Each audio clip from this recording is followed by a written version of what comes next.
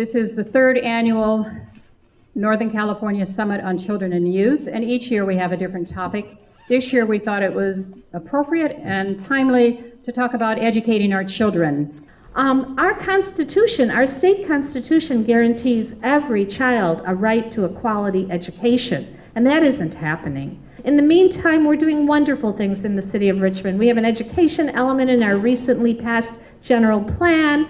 We have wonderful programs in our schools. There's a great program called Youth Together that operates out of Richmond High, and so many other youth programs throughout the city, either city programs, school district programs, or community programs. So we value our kids.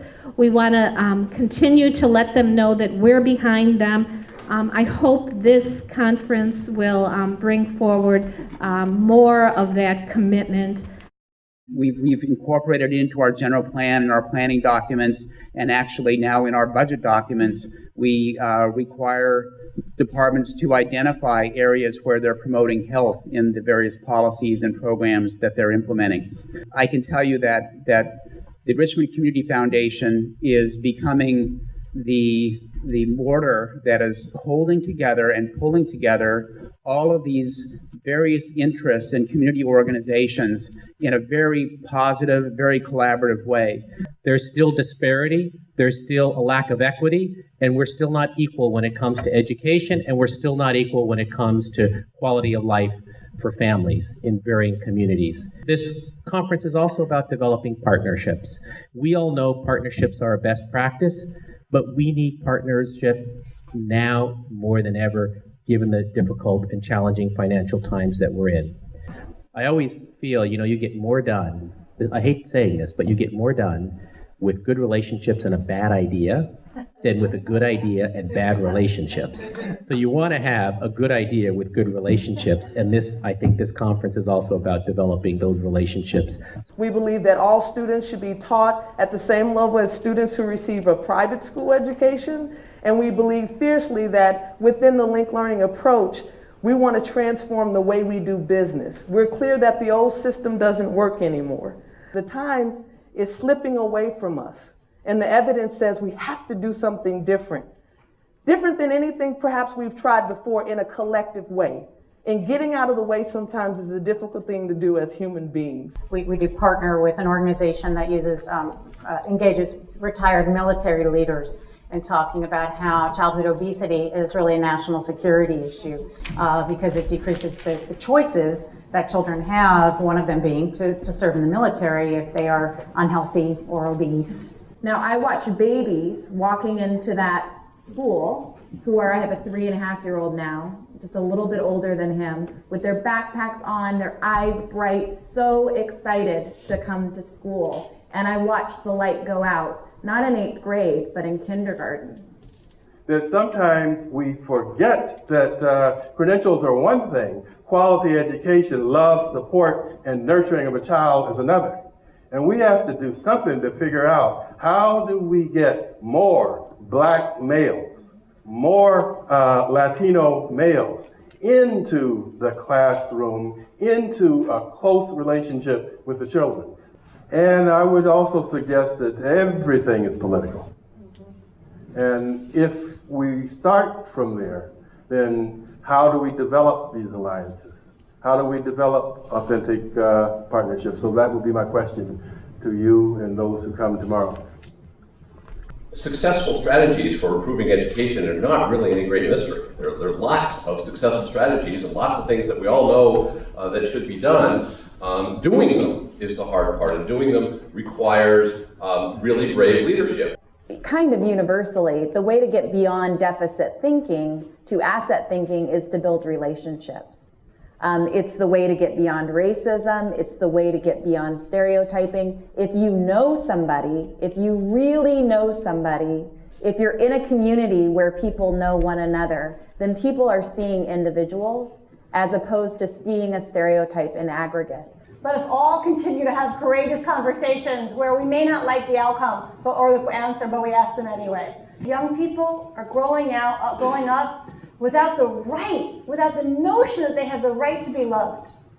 And that is our greatest challenge.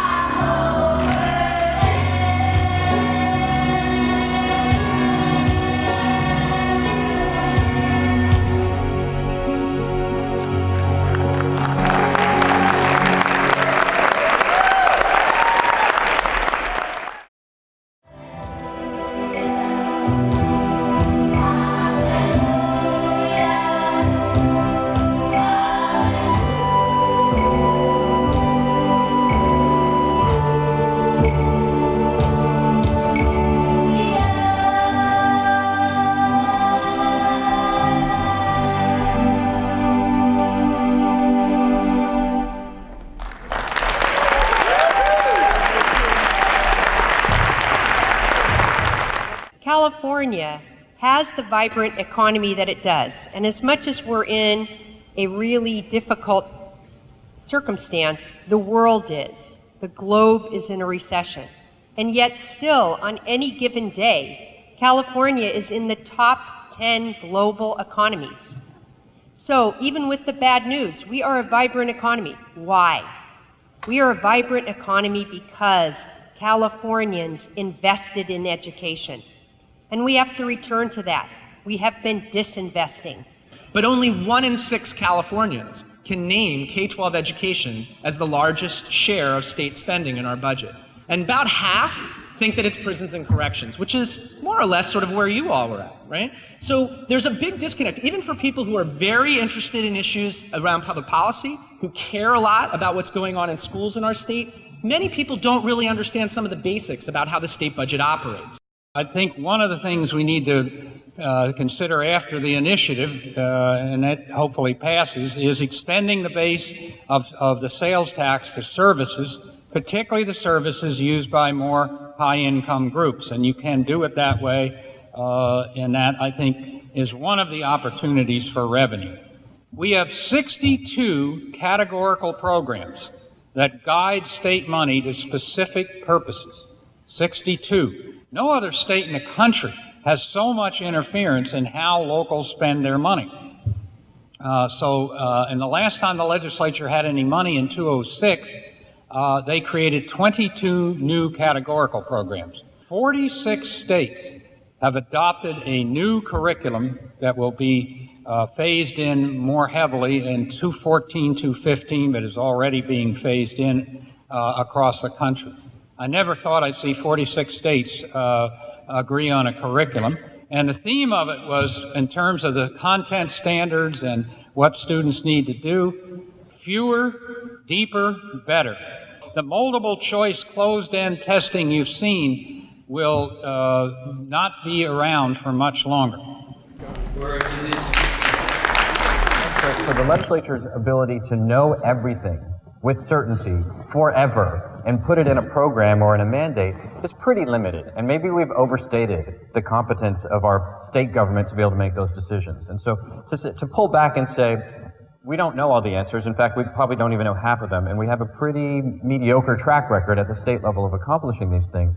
What if we were to give local communities more control to make some of those choices, make their own mistakes to be sure, but also find solutions that work in their own communities and marry it with an accountability system that is about more than 1 or 2 tests. And so the tax measure, I think, has really got to be at least for the next several months, the number one solution is a big word for that, but it's got to be the number one priority. Otherwise, we're looking at Armageddon.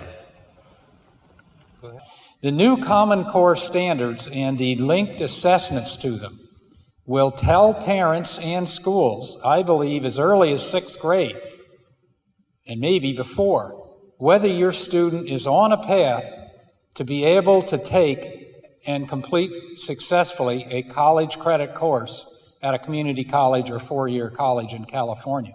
But we're beyond now the point of we need to do assessment differently and we need to measure other things. That debate is won. Now it's how.